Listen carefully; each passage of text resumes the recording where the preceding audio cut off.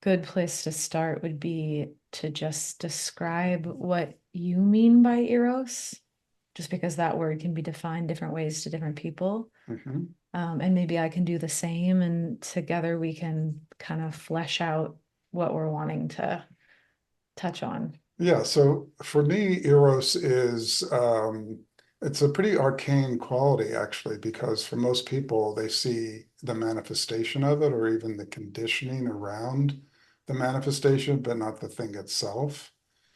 And to me, the quality of Eros comes when we get to the edge of the edge of the known somatically, psychologically, interpersonally, socially. And that edge of the unknown takes us into something that we can't actually enter, which is a space of emptiness.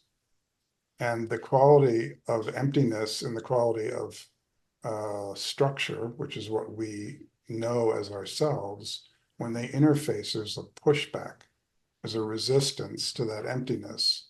And that pushback is the creative. And because it has a lot of energy to it, we could say it's the erotic.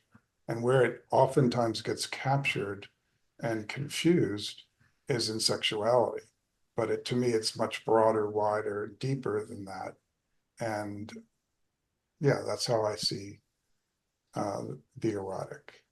Yeah, so it's sort of like the place where emptiness is burgeoning into reality, into isness, like right at that fulcrum. Yes, yes. Yeah. And it has manifestation, but the manifestation is not the thing itself. So this is something to be, this is why it gets confusing around sexuality, because sexuality, of course, is something that's heavily taboo, conditioned, pushed down from very young age in our systems. And so when it shows up in overwhelming fashion oftentimes, Mm. and it obscures the actual energy. The actual energy is actually passing through, to me, all aspects of life. So in some sense, all aspects of life are sexual, all aspects of life are erotic. I agree. I haven't told you, but I'm reading a book called China Root, and it's about the Chinese roots of Zen. And basically, the point of the book is that Zen that we have in the United States is like pretty wildly different from the context in which it was originally born. So, anyways, it's a cool book. Mm. But one of the things that I loved is that it described in the Chinese language and in the Chinese conception of language itself, things only exist the moment they're named. So the word for something and the thing coming into existence happen in the same moment. Mm. And a thing like a mountain isn't a mountain until you call it a mountain. And the moment you call it a mountain, it becomes a mountain. Mm. And then as the words fall away, the thing itself falls away. So that fulcrum of which I also, yeah, I like to call Eros of just like reality being born, um, is true also with words. So I'm sort of curious in this dialogue Mm. to stay on that edge where our words are describing things that don't exist until we describe them. Yeah, Um, yeah. Well, this is yeah. interesting because the language, which is conditioned by our particular language, right? Our particular language of English Hmm. is quite different than Chinese or many other languages. So we really have these almost split universes, right? Where language and reality has diverged from each other, which makes it a very interesting interface when you learn another language or you meet another person who has another language, because we're very language centric.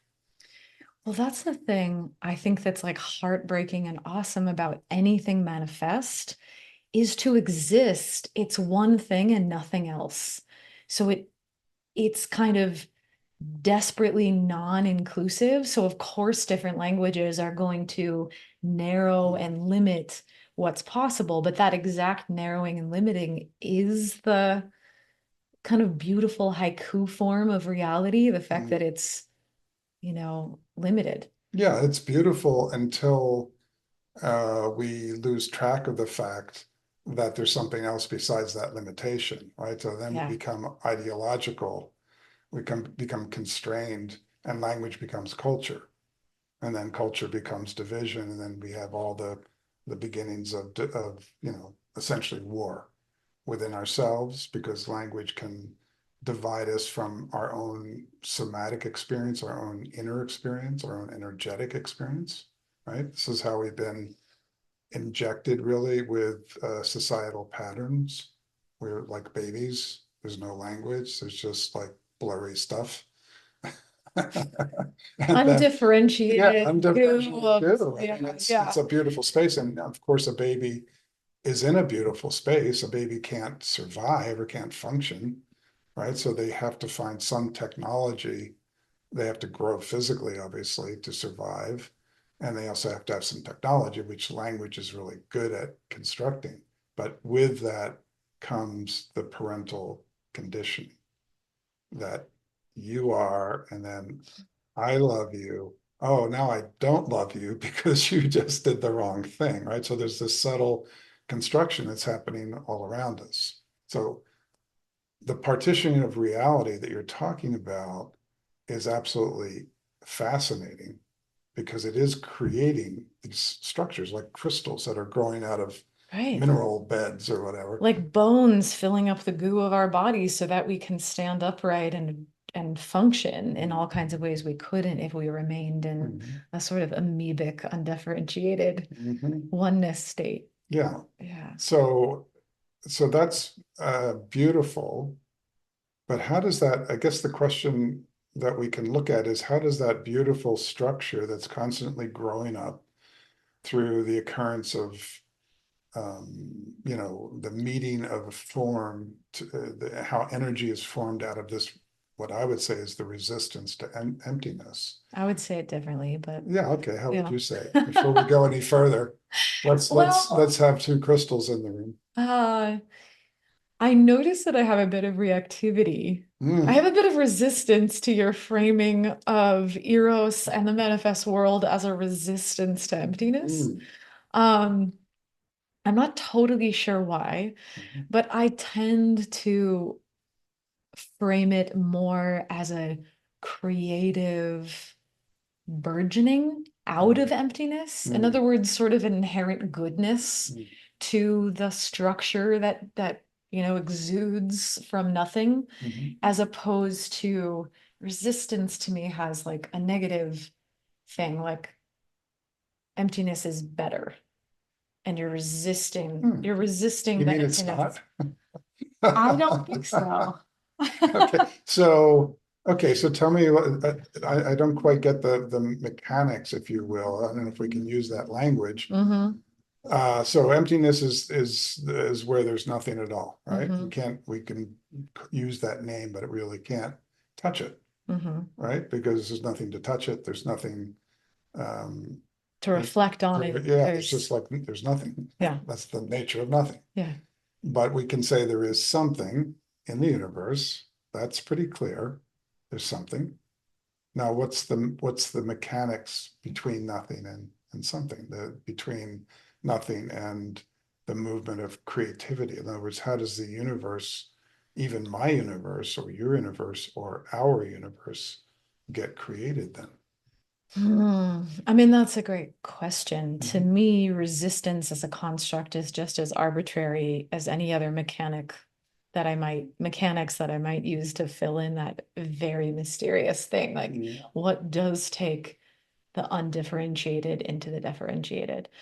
I mean, this is a bit circular in reasoning, but you could say Mhm. Eros is the thing that seduces the nothing into the something. But then Eros is the something Yeah. itself. Yeah. Well, I mean, in the Hindu mythology, that's exactly what is how it's portrayed, actually, is, Shiva is the unmoving stillness, sitting there in meditation, and nothing, there's nothing. There's just the one pointedness, and then, Shakti comes along and does her dance, and she evokes it through Eros, the Mm-hmm. ejaculation from Shiva, who's like unmoving. It's like, nothing's going to move me. It's like, yeah, right, buddy, watch this. And then this erotic occurrence happens with the ejaculation, which is the creation of reality. So this is a Right. metaphor, like a symbol system or a myth that talks about what you were talking about. Right. So that myth would say to your question that both the emptiness, Shiva, and the isness, Shakti, are fundamentally so. There isn't one that is better than the other. Hmm. They're both fundamental. Um, and I don't know, I agree that there's something about absence that feels more fundamental than presence. Hmm. It's somehow primary, it's somehow the Hmm. ground, and yet presence, I don't know why it's so, I see it as a celebration more than a resistance, personally. Hmm. Um, but I don't know if, yeah, What's the it that's a celebration? Maybe the manifestation? manifestation. Mhm. Yeah, the fact that we get limited, the fact that we become this thing and not that thing, and then there's Yeah, the 10,000 things. yeah. Well, I mean, obviously Shiva got convinced of that, but then it was like, hey, you didn't do the dishes, right? So like you get the seduction happens, reality comes, and with reality comes division, right? Suffering. Comes conflict. Yeah. Yeah. So I think that Shiva probably has some regrets about that ejaculatory response. Like maybe the stillness was actually a pretty cool place to hang out.